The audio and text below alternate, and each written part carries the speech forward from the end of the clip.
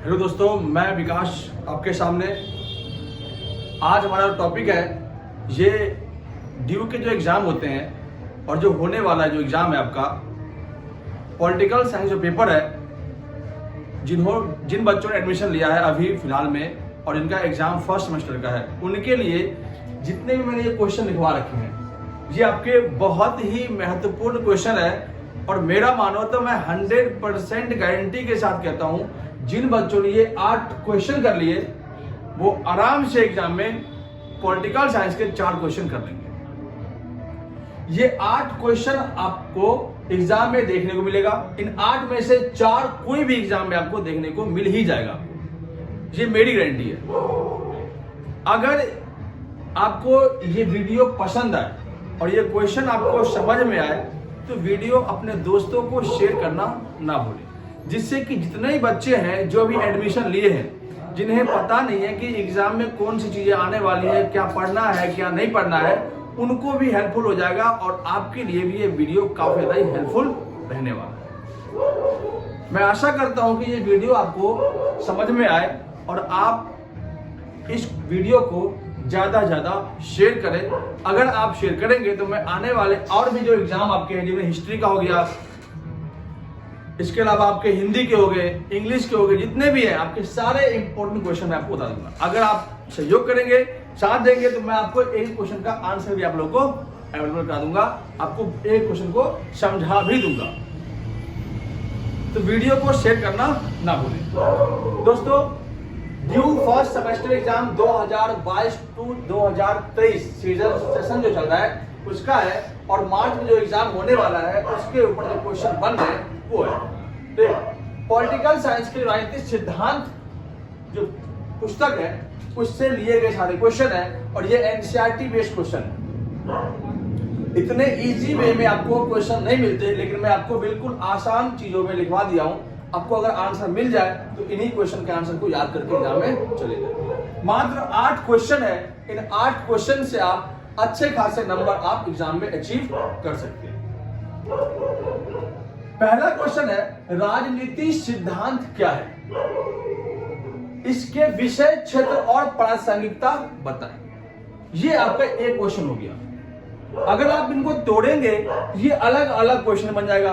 राजनीतिक सिद्धांत क्या है, ठीक। इसके बाद बनता है आपका इसके विषय क्षेत्र क्या है, 2 क्वेश्चन बन गया। तीसरा क्वेश्चन, इसकी प्रासंगिकता बताएं, ठीक। ये क्वेश्चन आपके बनते हैं। इसके बाद आपका आता है कार्ल मार्क्स का वर्ग सिद्धांत बताएं, ठीक। इसके बाद आपका आता है जॉन डॉल्स के न्याय सिद्धांत की व्याख्या करें। फिर आता है आपका स्वतंत्रता क्या है, स्वतंत्रता के नकारात्मक और सकारात्मक सिद्धांतों की व्याख्या करें। फिर आपका आता है समानता क्या है, समानता के प्रकार बताएं।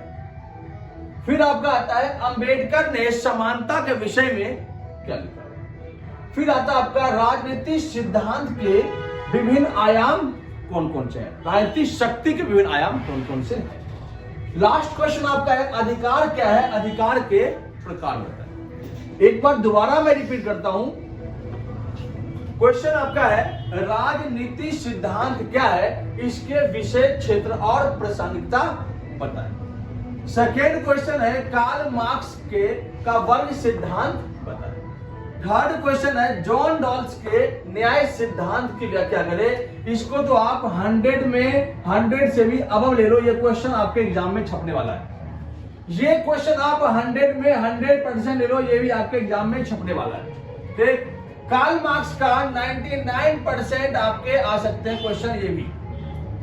स्वतंत्रता के ऊपर एक क्वेश्चन आपका बनता है, ये भी आपका 100 में 100% है। अंबेडकर के ऊपर एक क्वेश्चन बनेगा 100 में 100%, इसका जो भी आपके 90% चांस बनता है आपके क्वेश्चन आने के। ये आपके क्वेश्चन आपके जो है ये आने वाले ही है एग्जाम में, ठीक। अगर ना आए तो आप मुझे मेरे वीडियो में कमेंट करके बता सकते हैं कि हमारे क्वेश्चन नहीं आए, लेकिन मैं बता रहा हूं अगर 100% मैंने कह दिया तो ये क्वेश्चन आने वाला ही है एग्जाम में, ठीक है दोस्तों। अब मैं कोशिश करूंगा कि एक क्वेश्चन में आपको समझा दूं। जिससे आपको पता चले क्वेश्चन में लिखना क्या है। सिंपल क्वेश्चन इसमें एक आपका बताता हूं कार्ल मार्क्स के बारे में। कार्ल मार्क्स कौन थे और कार्ल मार्क्स ने किस प्रकार से वर्ग संघर्ष के सिद्धांतों की विवेचना की।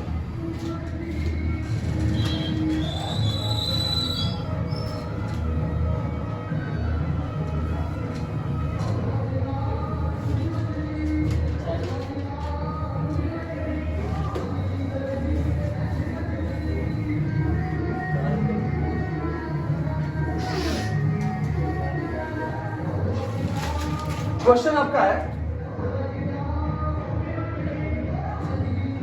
कार्ल मार्क्स के वर्ग संघर्ष का सिद्धांत।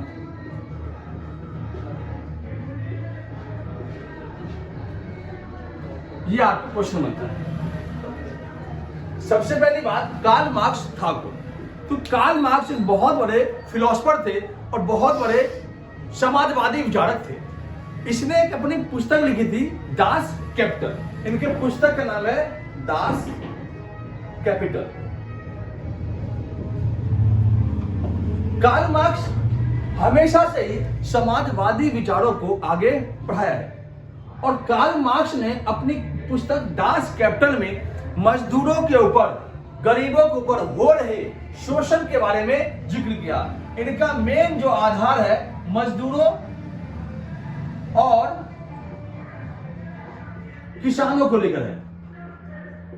किसानों को लेकर कार्ल मार्क्स कहता है कि जो समाज है वो हमेशा से ही दो वर्गों में बटा हुआ है। मार्क्स कहता है कि जहां भी आपको दो वर्ग मिलेंगे वहां आपको संघर्ष देखने को ही मिलेगा।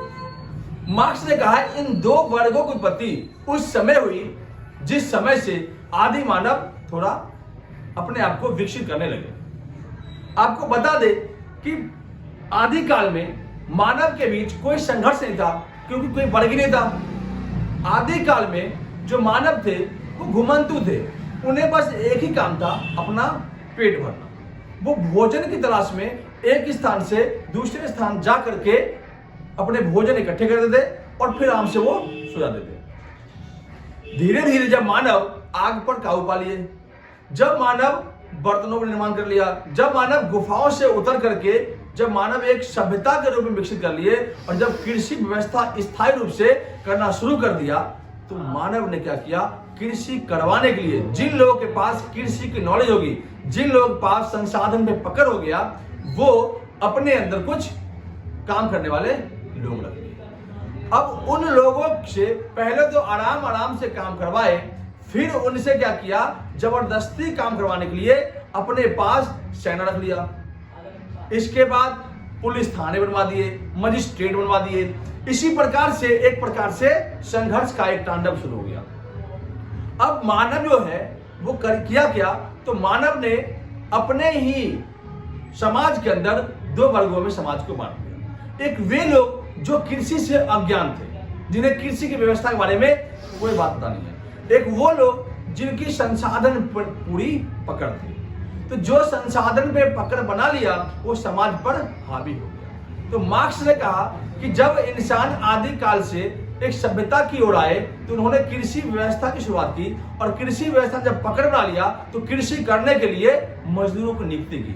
और जब मजदूरों की नियुक्ति की तो मजदूरों के लिए जेल खाने बनवा दिए, मजिस्ट्रेट नियुक्त कर दिए। अब यहीं से एक राज्य की शुरुआत होती है। मार्क्स जो है राज्य विहीन समाज की बात करता है, लेकिन यहीं से राज्य जब शुरुआत होती है तो राज्य का काम ही होता है शोषण करना। अब राज्य यहाँ पे शोषण करना शुरू कर दिया। धीरे धीरे मार्क्स ने कहा कि समाज में बदलाव आया और मनुष्य जो है आगे की ओर बढ़े। फिर आगे आपका गुलामी व्यवस्था, कौन सी, तो दास व्यवस्था की शुरुआत। दास व्यवस्था की शुरुआत। मार्क्स कहता है कि जब इंसान अपने आप को कुछ डेवलप कर लिए, कुछ अच्छे विकसित कर लिए, तो कुछ लोग अपने ही घर पे उन लोगों को रखते थे जिनके पास खाने के लिए पैसा नहीं था। उन्हें खरीद करके अपने पास गुलाम बना करके जो मर्जी वो काम करवा देते। उदाहरण उन्होंने दो प्रकार के दास कर दिया, एक फ्रांस के दास का और एक रोम के दास का। बताया जाता है कि फ्रांस और रोम के अंदर जो दास थे, इन्हें जंजीरों में बांध करके रखाया जाता और इनसे जबरदस्ती जबरन काम करवाया जाता। ये व्यवस्था यूरोप के अंदर क्या पूरे दुनिया में बड़े पैमाने तक चलती रही। लोग दासों का बड़े पैमाने पर व्यापार करते थे। इसके लिए अमेरिका के अंदर, अमेरिका में 1861-62 में गृह युद्ध हुआ था, जब दास प्रथा खत्म की बात हुई थी। तो अब्राहम लिंकन ने इस व्यवस्था खत्म किया, तो बताया था कि इस व्यवस्था कारण अमेरिका के अंदर गृह युद्ध छिड़ गया, क्योंकि उत्तरी अमेरिका के लोग जान रहे थे कि दास प्रथा यूं की यूं बने थे। इसके बाद जो कहता है मार्क्स कि दास प्रथा का जैसे अंत हुआ, समाज के अंदर सामंतवादी व्यवस्था की शुरुआत हुई। सामंतवादी व्यवस्था, अब ये व्यवस्था भी यूरोप में आई। सामंतवादी व्यवस्था में होता क्या था कि अगर किसान किसी जमींदार के यहां काम करते थे, तो जमींदार बदले में उन्हें भूमि का एक भाग दिया करते थे, लेकिन वो भूमि जमींदार की होती थी और जमींदार पे उस जमींदार को भूमि पूरी पकड़ होती थी। किसान अपने मर्जी से कुछ भी नहीं कर सकते थे। किसान जो थे वो बिना पूछे जमींदार से उस जमीन पे कुछ उगा भी सकते थे। जमींदारी व्यवस्था में, सामंतवादी व्यवस्था में यही सिस्टम था कि काम के बदले लोगों को पैसा दिया जाता था। यहाँ पे मालिक द्वारा लोगों का शोषण होता था और यहाँ पे बड़े बड़े जमींदारों द्वारा किसानों का शोषण होता था। तो जैसे ही कृषि व्यवस्था का अंत हुआ, जैसे ही कृषि व्यवस्था में लोगों को जो है अपने अंदर काम कराने की व्यवस्था अंत हुई, दास प्रथा की शुरुआत होगी। दास प्रथा जैसे खत्म हुआ तो आपका सामंतवादी व्यवस्था की शुरुआत होगी। अब सामंतवादी व्यवस्था का जैसे ही अंत हुआ, तीसरी व्यवस्था आती है पूंजीवादी व्यवस्था। ये आपका आधुनिक युग की बात चल रही है। प्राचीन काल में लोग दास थे, मध्यकाल में लोग सामंत हो गए और आधुनिक काल में लोग पूंजीपति हो गए। अब पूंजीवादी जो लोग होते हैं वे अपने अंदर श्रमिक लोग को काम करवाते हैं, उनसे से अधिक काम करवाते हैं और उन्हें वेतन सबसे कम दिया जाता है। आज वर्तमान समय की स्थिति की बात करें, मार्क्स ने कल्पना किया कि आने वाले समय में मजदूरों की स्थिति इतनी दयनीय हो जाएगी कि उन्हें 12 से 18 घंटे काम करने होंगे, उन्हें कम से कम वेतन दिया जाएगा। लेकिन यह बात मजदूरों के दिमाग में अभी भी नहीं घुस रहा है। पूंजीवादी व्यवस्था में जो मजदूर है वो अधिक काम, अधिक मेहनत वाला काम और सैलरी उनको कम मिलती है। पूंजीवादी व्यवस्था के अंतर्गत हम देखते हैं कि जो मालिक जो है वो अधिक से अधिक मजदूरों से काम लेते हैं। मार्क्स कहता है कि पूंजीवादी व्यवस्था जैसे ये अंत होगा, तो ये अंत कब होगा? जब क्रांति का युग आएगा। अब मार्क्स कहता है कि इन तीनों काल के बाद एक ऐसा भी काल आएगा जब लोग क्रांति करेंगे। किसके खिलाफ? अपने ही उन मालिक के खिलाफ जिन्होंने उनका शोषण किया है।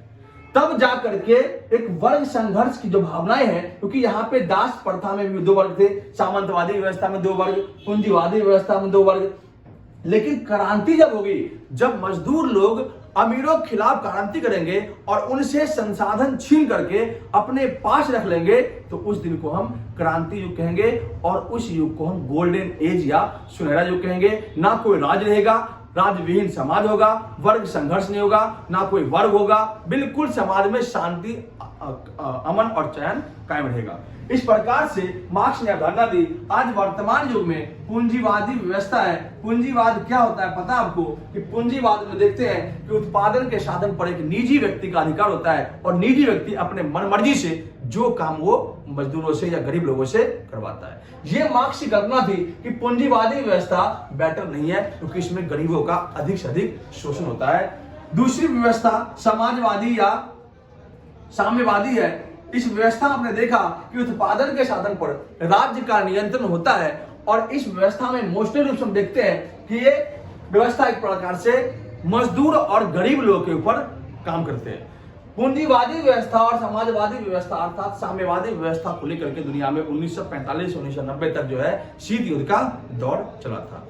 उसी को अवधारणा देते हुए मार्क्स ने कहा कि अब समाज के अंदर साम्यवादी व्यवस्था का थोड़ा बहुत प्रकोप कम हो गया है, लेकिन अब भी है, लेकिन पूंजीवादी व्यवस्था ने पूरे समाज पर हावी कर लिया है। अगर ये दिन और भी आगे बढ़ेगा तो मजदूरों की हालत और भी स्थिति होगी। आज आपने देखा की समस्याएं में आज जो कोरोना महामारी आया, इसमें अमीर लोगों का कुछ नहीं बिगड़ा, लेकिन गरीबों का जो है बहुत कुछ इसमें चला गया। गरीब लोग गरीब होते चले गए, लेकिन आज जो है अमीर होते जा रहा है। क्यों? क्योंकि वो मजदूरों से अधिक से अधिक काम करवाते हैं, उन्हें वेतन कम देते हैं। आज एमएनसी कंपनियां, बाहर से कंपनियां आकर के हमारे देश में बैठी हुई है, वो मजदूरों से, जो हमारे कर्मचारी होते हैं, उनसे अधिक काम लेता है और कम से कम वेतन देता है, क्योंकि बेरोजगारी की समस्याएं बढ़ती आ रही है। तो इन्हीं चीजों से परेशान होकर के मजदूर एक दिन अपने मालिक अर्थात पूंजीपतियों के खिलाफ संघर्ष करेंगे और उस दिन संघर्ष खत्म हो जाएगा। अगर आपको ये क्वेश्चन समझ में आया हो, इस क्वेश्चन के आंसर को जैसे मैं बोल रहा हूं उस तरह से आप लिख लेना, और एग्जाम में अगर आप लिखोगे तो आपके अच्छे नंबर आ जाएंगे। अगर वीडियो पसंद आए तो आप लाइक और सब्सक्राइब